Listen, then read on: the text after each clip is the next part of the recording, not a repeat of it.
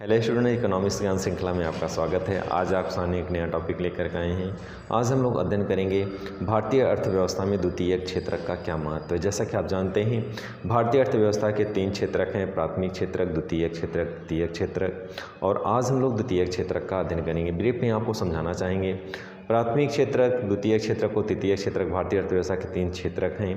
प्राथमिक क्षेत्र कृषि से जुड़ा हुआ है, द्वितीयक क्षेत्रक औद्योगिक क्षेत्र से जुड़ा हुआ है, तृतीयक क्षेत्रक सेवा क्षेत्र से जुड़ा हुआ है।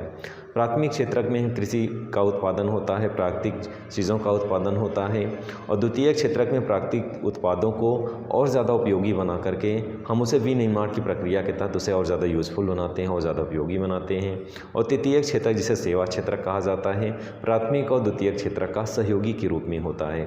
प्राथमिक और द्वितीयक क्षेत्रक में उत्पाद होता है और तृतीयक क्षेत्रक में दोनों को सहयोग प्रदान किया जाता है। यानी ऐसे कह सकते हैं, प्राथमिक और द्वितीयक क्षेत्र के विकास में तृतीयक क्षेत्रक विकास की भूमिका निभाता है और इस तरह से दोनों के विकास में तृतीयक क्षेत्रक सहयोगी के रूप में कार्य करता है। तो आज हम लोग अध्ययन करेंगे कि द्वितीयक क्षेत्रक का भारतीय अर्थव्यवस्था में क्या योगदान है, किस रूप में भारतीय अर्थव्यवस्था को मजबूती प्रदान करता है, उसी के संदर्भ में अध्ययन करेंगे। तो चलिए विषय वस्तु स्टार्ट करते हैं। अध्ययन करते हैं भारतीय अर्थव्यवस्था में द्वितीयक क्षेत्रक का क्या महत्व। आज का टॉपिक है भारतीय अर्थव्यवस्था में द्वितीयक क्षेत्रक का महत्व। जैसा कि आप जानते हैं, भारतीय अर्थव्यवस्था में 3 क्षेत्रक होते हैं: प्राथमिक क्षेत्रक, द्वितीयक क्षेत्रक और तृतीयक क्षेत्रक। तो आज का टॉपिक है भारतीय अर्थव्यवस्था में द्वितीयक क्षेत्रक का क्या महत्व है, यानी भारतीय अर्थव्यवस्था में द्वितीयक क्षेत्रक किस रूप में अपनी महत्वपूर्ण भूमिका निभाता है। प्राथमिक, द्वितीयक और तृतीयक क्षेत्र में द्वितीयक क्षेत्रक, जिसे औद्योगिक क्षेत्रक भी कहा जाता है, और विनिर्माण प्रक्रिया के द्वारा प्राथमिक क्षेत्र को और ज़्यादा महत्वपूर्ण बनाता है। तो इस तरह से द्वितीयक क्षेत्रक प्राथमिक क्षेत्रक की उपयोगिता में वृद्धि करके अपनी इस विनिर्माण प्रक्रिया के द्वारा प्राथमिक क्षेत्र को और ज़्यादा महत्वपूर्ण बनाने में महत्वपूर्ण भूमिका निभाता है। तो आज का टॉपिक है भारतीय अर्थव्यवस्था में द्वितीयक क्षेत्रक का क्या महत्व है, किस रूप में द्वितीयक क्षेत्रक प्राथमिक क्षेत्रक के उत्पाद को और ज़्यादा उपयोगी बना देता है अपनी विनिर्माण प्रक्रिया के द्वारा, और इस तरह से प्राथमिक उत्पाद और ज़्यादा महत्वपूर्ण हो जाता है। तो उन्हीं के संदर्भ में हम लोग अध्ययन करेंगे। तो द्वितीय क्षेत्र के महत्व के संदर्भ में फर्स्ट पॉइंट है, कच्चे माल या प्राथमिक उत्पादों को यह क्षेत्र और अधिक उपयोगी बना देता है।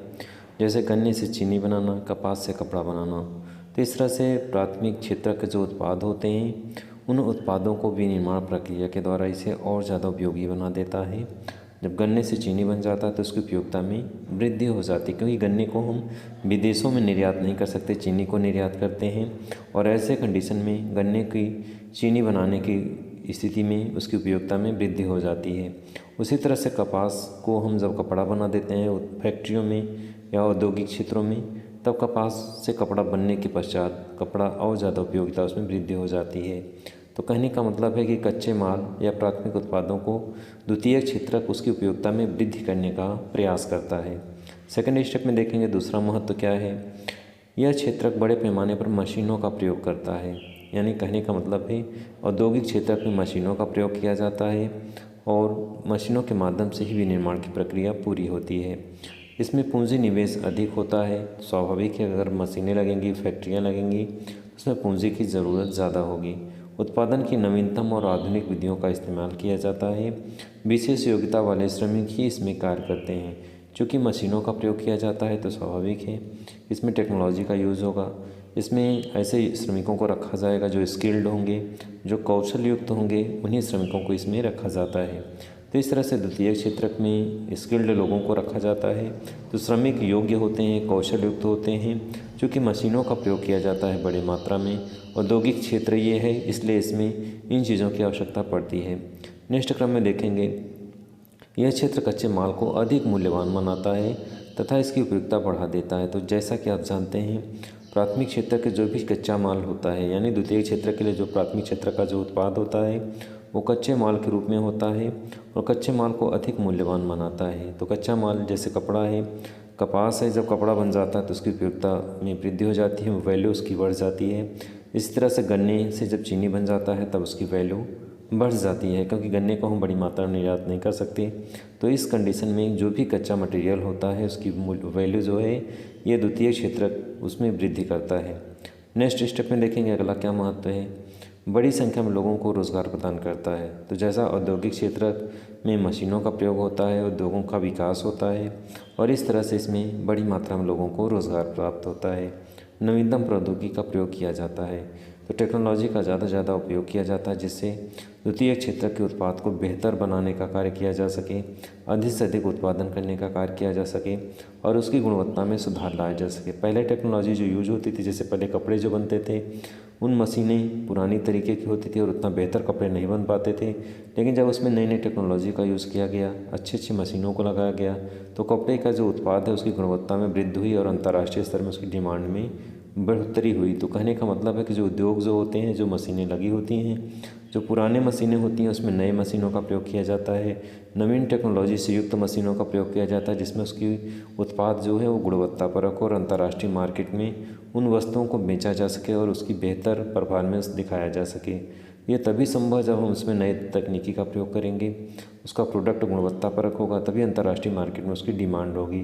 तो इस तरह से बड़ी संख्या में लोगों को रोज़गार के साथ साथ नवीन प्रौद्योगिकी का प्रयोग करने का एक माध्यम है द्वितीयक क्षेत्रक, और इसीलिए इसको औद्योगिक क्षेत्र के नाम से भी जाना जाता है।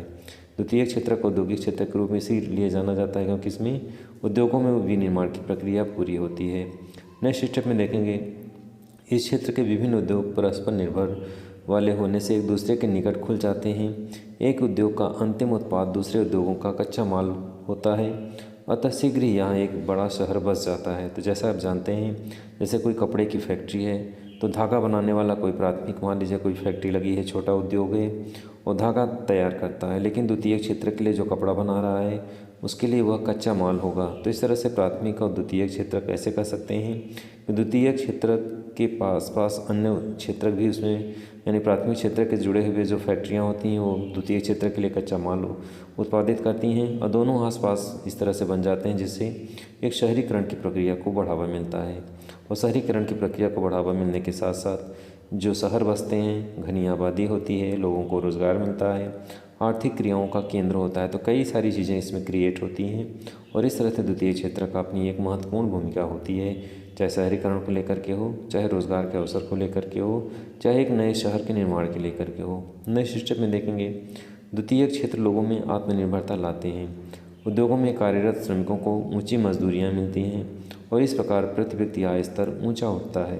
तो औद्योगिक क्षेत्र जैसा अपने आप में क्लियर है कि उद्योगों में जो कार्य लोग करते हैं वो स्किल्ड होते हैं, एजुकेटेड होते हैं, कौशल युक्त होते हैं और ऐसी स्थिति में द्वितीय क्षेत्र में जुड़े हुए लोग, उनकी पारिश्रमिक ऊंची होती है क्योंकि वो स्किल्ड होते हैं और ऐसी स्थिति में जब पारिश्रमिक ज़्यादा होती है उनका जीवन स्तर, लाइफ स्टाइल अपने आप बेहतर हो जाती है, उनका आर्थिक स्थिति स्ट्रांग हो जाती है, स्वयं का भी आय में वृद्धि होती है, यानी प्रति व्यक्ति आय तो वृद्धि होती है, राष्ट्रीय आय में विकास में भी अपना एक महत्वपूर्ण भूमिका निभाते हैं।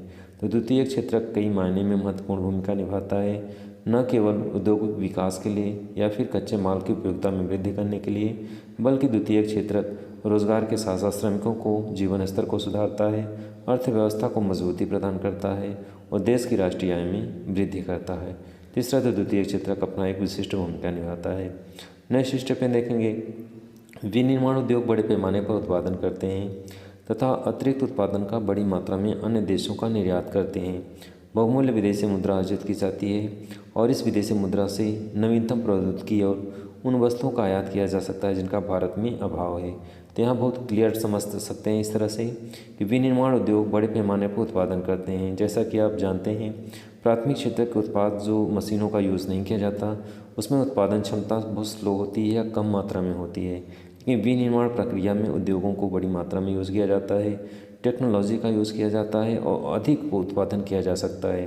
तो औद्योगिक उत्पादन अपने आप में क्लियर है कि ज़्यादा उत्पादन होगा और ज़्यादा उत्पादन होगा तो हम अपनी आवश्यकता का उपयोग करने के पश्चात जो भी शेष उत्पाद होगा उसे हम विदेशों में क्या करते हैं, निर्यात करते हैं और विदेशों में निर्यात करने के माध्यम से हमें विदेशी मुद्रा अर्जित होती है और विदेशी मुद्रा अर्जित करने के पश्चात जब हमें जो भी मुद्रा प्राप्त होगी उस मुद्रा का उपयोग हम नवीन प्रौद्योगिकी, नवीन टेक्नोलॉजी का यूज़ करने के लिए करेंगे, उन तकनीकी को खरीदने का प्रयास करेंगे जिससे हम अपनी देश की अर्थव्यवस्था को मजबूती प्रदान कर सकें, अपनी औद्योगिक प्रक्रिया को तीव्र गति दे सकें और भारत को ऊंचाइयों तक ले जा सकें। तो इस तरह से भारत में जो हमारे टेक्नोलॉजी के अभाव है, जो हमारे देश में प्रौद्योगिकी की कमी है, हमारा देश प्रौद्योगिकी के रूप में पिछड़ा हुआ है और इस प्रौद्योगिकी को पिछड़ेपन को दूर करने के लिए एक ही रास्ता है कि हम अधिक से अधिक उत्पादन करें, बेहतर उत्पादन करें और उस उत्पादन को निर्यात करने के पश्चात जो भी मुद्रा अर्जित होगी उससे हम अपने देश का विकास कर सकते हैं। तो डियर स्टूडेंट्स, आज की वीडियो में बस इतना ही। अगले वीडियो में फिर से मिलेंगे, तब तक के लिए धन्यवाद।